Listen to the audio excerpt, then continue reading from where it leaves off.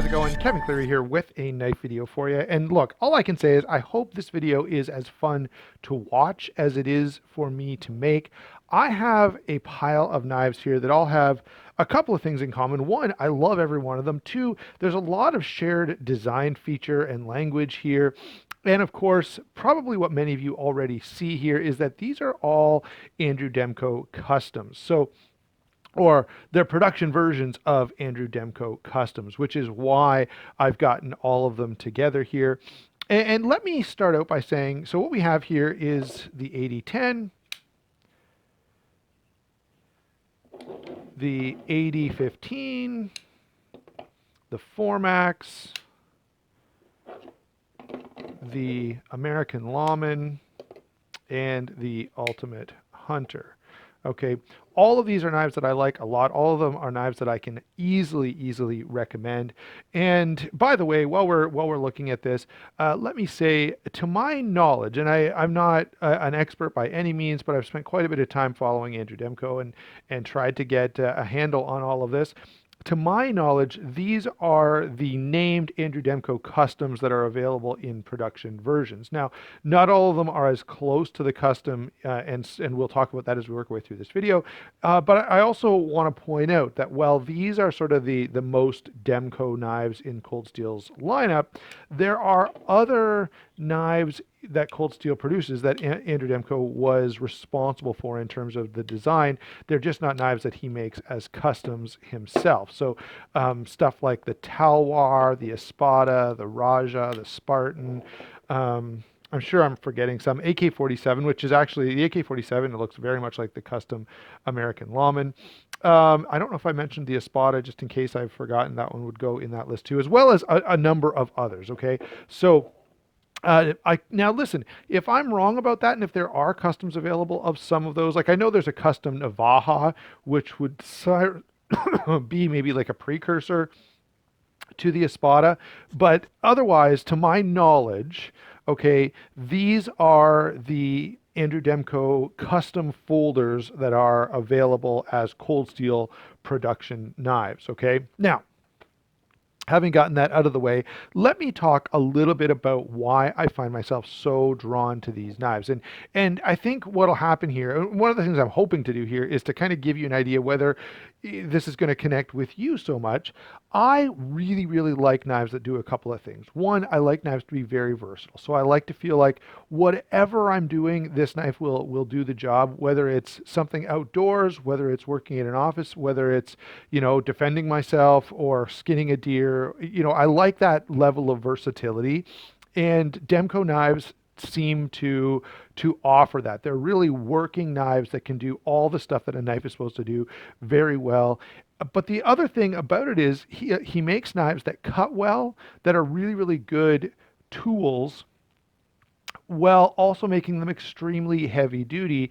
And here's what I think is great. He doesn't fall into the trap of a heavy duty knife means a giant folding pry bar, right? None of these knives are really a giant folding pry bar. They are all useful as cutting tools, not just, either a tactical, fighting knife, or just an outdoors knife, or just one thing. They're all highly versatile. And so that I think is one of the things that really draws me. All of these knives give you, a lot of utility while still being really cool, while still having design language that I really find attractive, and while still keeping this balance. And I've got to say, I think, these knives, and Andrew Demko, I'm sure, as a person, probably leans toward the function side of the equation. He's more concerned about making knives that work as knives. Contrast that with like an Elijah Isham.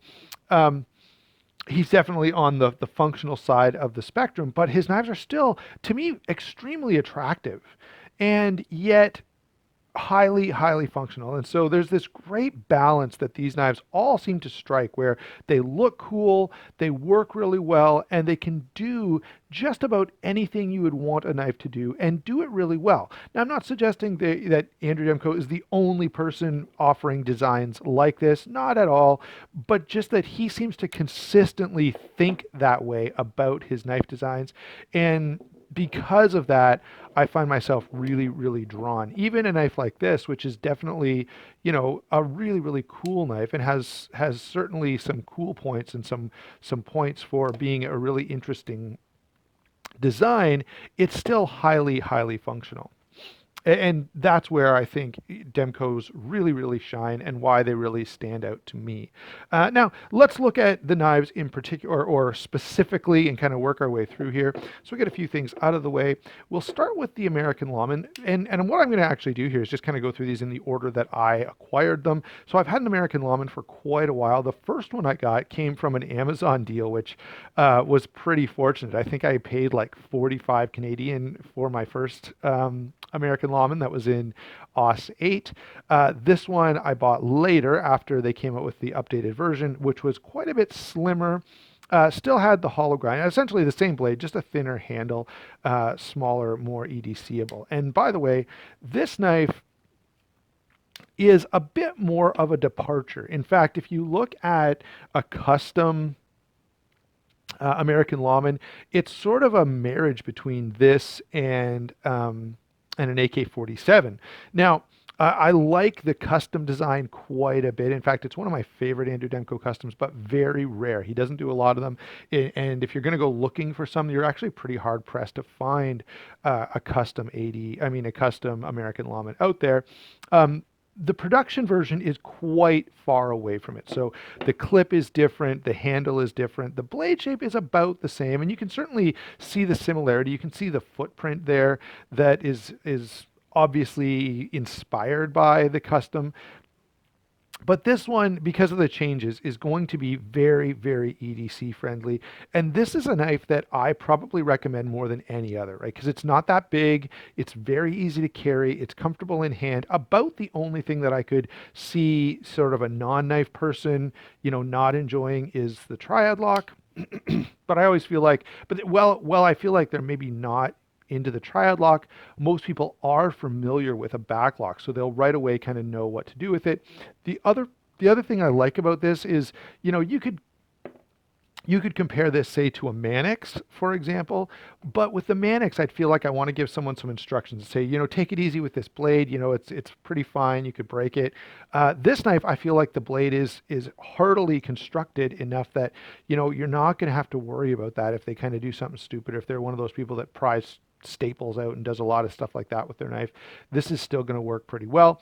And you could say to a greater extent that's true on the newer versions where they've gone to a flat grind. By the way, thanks for those of you who commented. I was curious. I haven't tried the flat grind yet. I probably will, just because I love this model so much that, I feel compelled to at least try the new variation.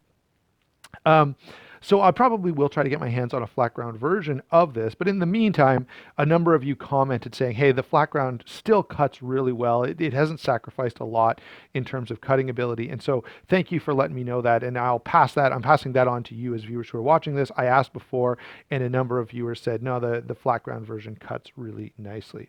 Let's take a look secondly at the Ultimate Hunter. Now, this is a new Ultimate Hunter. So it's an S30V or S35VN rather than CTS XHP. If you can find an XHP one, I think you would do well to pick up that version.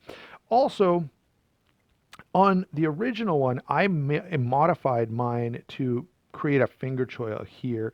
Now, they've made some changes in terms of how this blade is cut. On mine, the first one I had, the ricasso here was unsharpened like up to about here. So I could make my little finger choil there and not really lose any cutting edge. This one, it's smaller, so I probably won't make that modification. If I do, you can still kind of get a finger here, but I don't know, it's not really needed. So because of that difference, I probably won't make that modification, and I don't feel as good about recommending that modification as I would have with the previous version. But this is the knife that I got sort of second in the Andrew Demko Cold Steel lineup.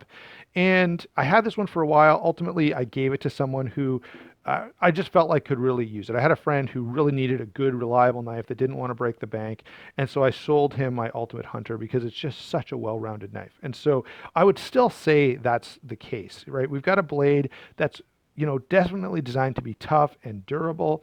It still cuts really well, extremely comfortable handle, and not quite as large as the 8010, which you can see here. Now they're very similar, and they definitely, you can definitely see they're both Andrew Demko designs. The Ultimate Hunter is going to be a little easier to carry. It's not so big. It's not so unruly in the pocket. Okay.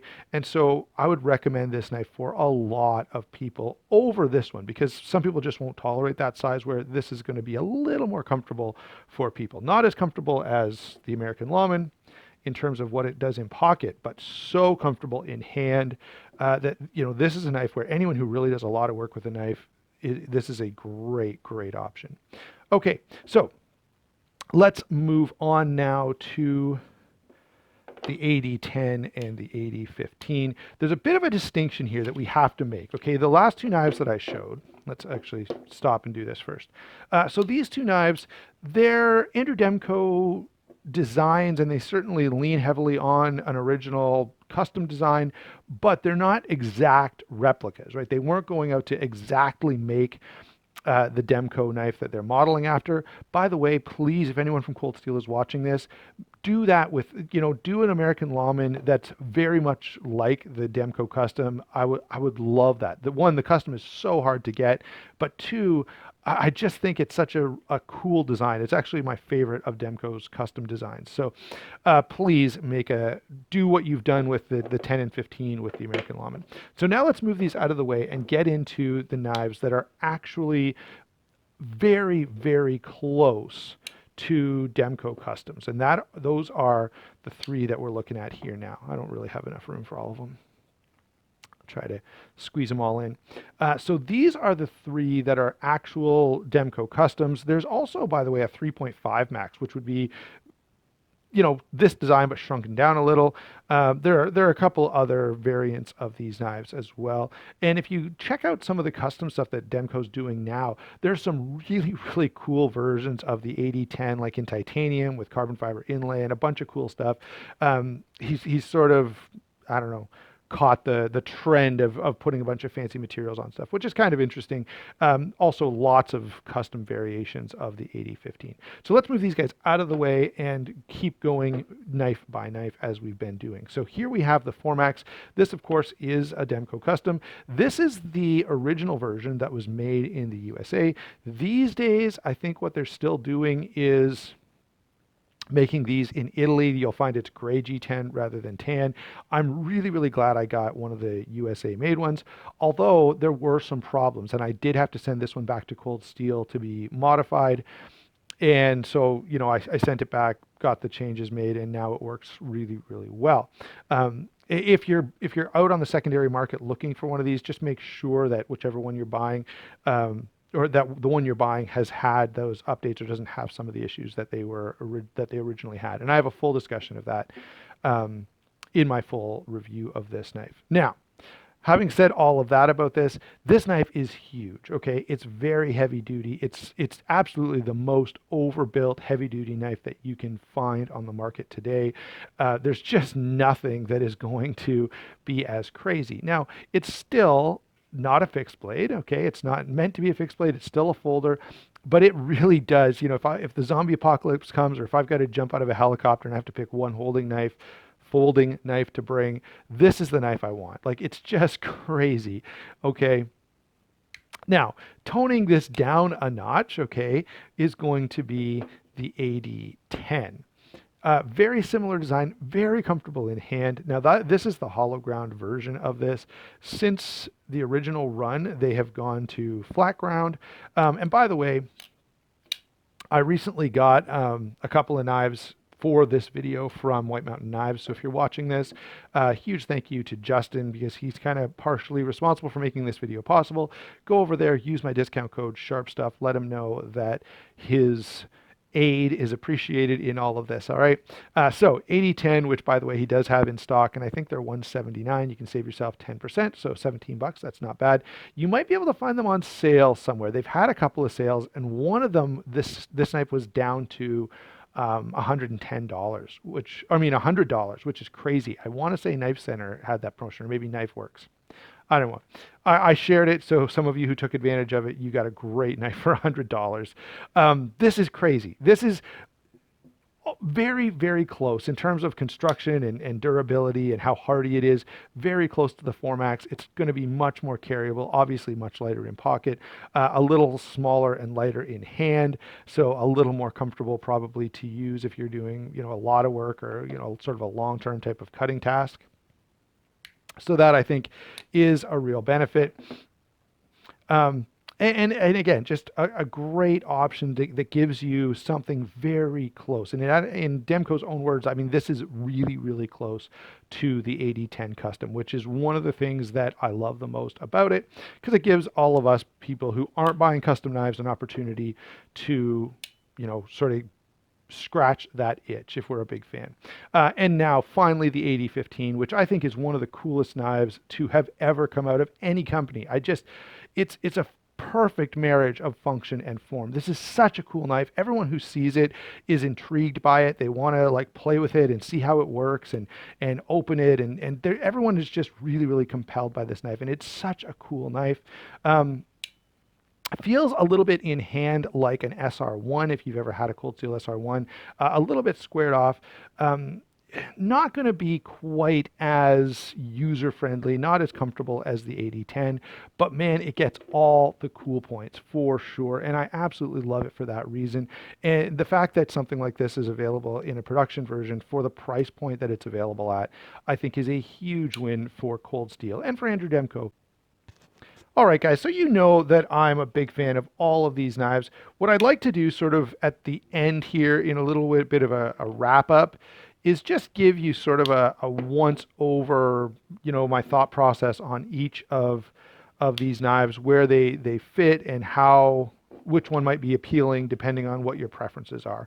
All right, so let me begin by saying, the Formax is big and crazy. And, if you're one of these guys who wants the biggest, heaviest duty, insanely crazy knife that you can get, this is definitely the way to go. In Cold Steel's lineup, probably this or the SR1. And really, these knives just embody hard use. Okay, so get that guy out of the way. If what you're looking for is the hardest of hard use, then yeah, Formax is definitely going to do that for you. If you want something that's a little higher on the cool points, but doesn't maybe have all the practicality. This is maybe not as comfortable in hand as some of the other knives we've got here. The lock is really cool, but you could argue about the effectiveness of it compared to the Triad lock. But this knife, is essentially as useful as all these other knives with just some minor sacrifices. But what you get as trade-off is probably one of the coolest knives in existence. I just love the way this looks, the way that the lock functions. It's just such a cool looking knife. And so you don't really give up any practicality, really. Okay, there's nothing, well, I say it's less practical. It's really just a little less comfortable in hand. But the blade is still fantastic. It's still heavy duty. It's still tough as nails. And so this is a great option for that if that's what you're looking for. The most satisfying, or the one that is still satisfying, but a little more useful than the previous two that we've looked at, is definitely the 8010. This satisfies that desire to have a great, equivalent to an Andrew Demko Custom without paying the kind of prices you'd need to pay for an Andrew Demko Custom.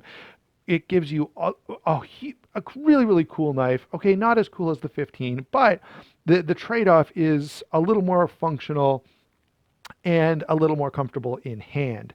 Okay, and again, that's kind of where this guy lands. Let's see. American Lawman, I would call this EDC perfection. I would call this, not just out of this collection of knives that we're looking at, but this is one of the nicest EDC knives just available in general. It is really, really fantastic. And for that reason, I highly recommend this knife to just about anyone. And there's a number of YouTubers out there who have, tried hundreds and hundreds of knives and kind of settled on this one as really being something that stands out and strikes a nearly perfect balance between a number of different features. We've talked about that a lot lately. Lastly, the ultimate hunter. Where does this guy fit into this equation? Well, this is sort of the best of all worlds. Okay, this gives you the Andrew Demko look. Like, this is clearly a Demko knife, but it's not as big and hard to carry as the 8010. Yes, it doesn't have quite the cool factor of the 8015, but it's pretty lightweight. It has a highly functional blade that's still tough as nails, and it's extremely comfortable in hand. That's, if you have this knife and this knife kind of get together and have a baby, this is what you get. And because of that, I could see this appealing to a lot of people that sort of see all these knives and go, yeah, I like them. I'm not interested in buying them all. Is there one thing that sort of scratches that itch? And this would be that one knife. The other thing I have to say about this has got to be one of the best deals in terms of a great, highly functional knife for the price point right now. These can be had. I've seen them around for about $100, and I know they're like 104 or something like that on White Mountain Knives. And so you could, use my discount code. You save yourself $10, and for $90 you get one of the best folding knives available on the market today. So that's my overall assessment of all these knives, and that's how they stack up and sort of compare to one another. I will do a full head-to-head comparison between these two knives in the not too distant future. Let's kind of bring in all the pieces for sort of one last shot before we finish things off. And I think I'm going to make this the thumbnail for the video as well. All right, guys, thanks a lot for watching. Don't forget to like and subscribe. Don't forget to use that discount code over at White Mountain Knives. It does help the channel. We'll talk to you soon.